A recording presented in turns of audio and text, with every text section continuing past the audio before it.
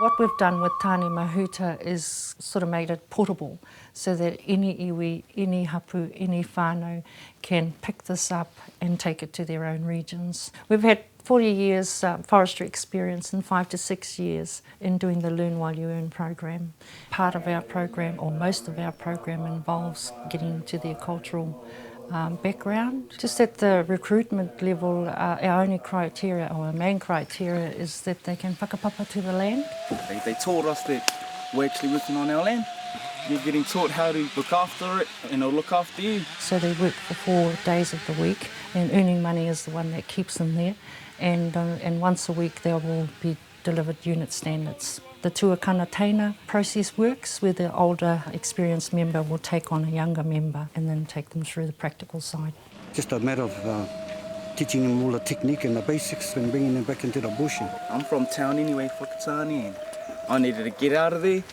And here I am in the bush with the nars. If they're working in a particular forest, say o Mataroa or Rea Whakaitu, we will go into their history so it makes the land come alive for them. It's not just the bush, it's our bush. And for Tiwi Māori, that's definitely a really important and significant thing. Ana, kei konei matu. People to work on our own land instead of travelling all the way to Tūrangi and Wellington just to cut some trees, and they've got to come all the way home and they do it again. When we first started, we just thought if we gave them a job, they earn some money, that will be enough. They'll be really happy. They were happy, but it wasn't enough. And that's when we come up with the pastoral support. Health is what we're looking at, the health of our rangatahi. And that means mental health, physical health, all their wider, their spiritual health. They'll have a bit of an issue. Our kaihautu will go and talk to them, work it through. If you don't support the rangatahi, then you won't get them coming to work, because they'll come up against an issue that they can't overcome. So we can help them come through that. We're here to employ them and to train them, not to get rid of them. So as long as we're talking and everything's above board, we pretty much get to the bottom of all the issues. I could be sitting at a tangi and I watch a note getting passed along, and it will be a phone number. Can you take my mokopuna to come and work for us? I was doing bad things to my friends, my family.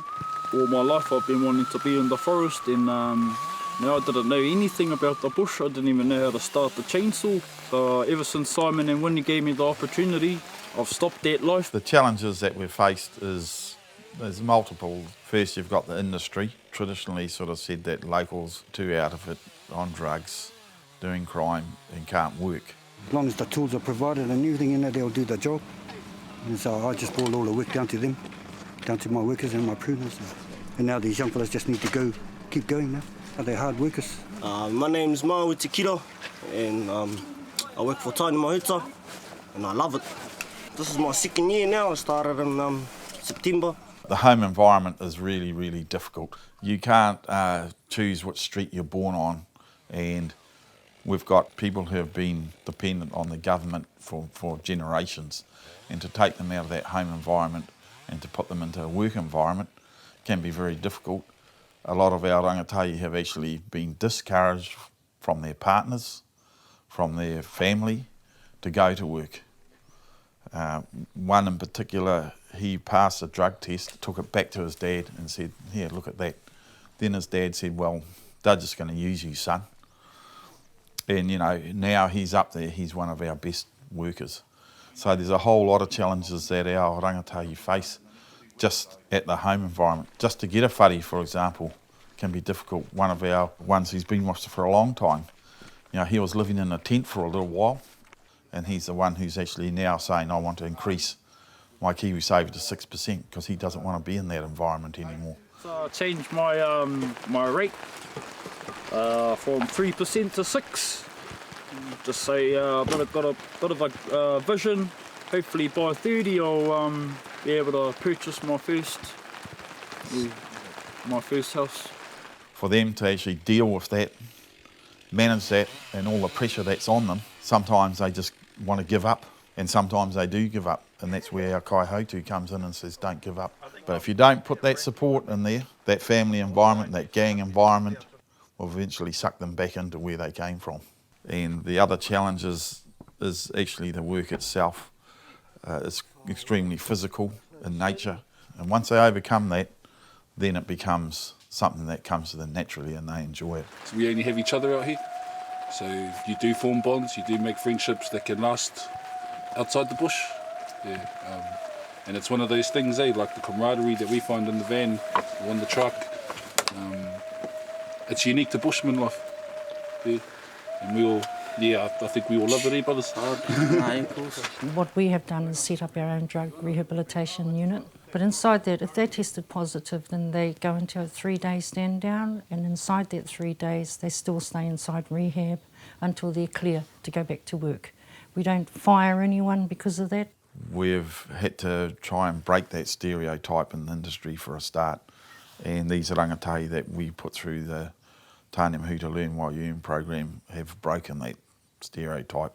So one of the things that I'll achieve in the long term is getting generations of families back into forestry, and also with supporting our communities, you're bringing their wages and that sort of thing back into our community. Over the past 5 years, we have trained 235, including the ones now. We've put them through training, got them qualified, they've got level 3s, some of them level 4s, and that's given them the confidence to apply to go to university, for example, something that they never thought they could do. I want to get qualified, thank you. Thank you to my crew and the guys that work in it. Without them, I suppose I wouldn't have made it this far anyway. So. I think it's really important that they have those tohu. They're in a profession. I want them to feel good about that. It's a pretty comprehensive qualification, and they have to work hard to get it. We're in the regions where they want to plant the 1 billion trees. We can support that by what we're doing with our program, employing people, creating that employment, working with landowners, and a lot of them are Māori landowners, to be able to get the best utilisation out of their whenua. And obviously the big picture is our carbon footprint. And another one we're looking at that we want to see is Māori in the management side of forestry, instead of just being the people who are actually doing the mahi, but managing their own resources, managing their own forest. I wouldn't mind running my own crews in the forest, running my own gang, having my own company. But just trying to get the skills in order to maintain a good company.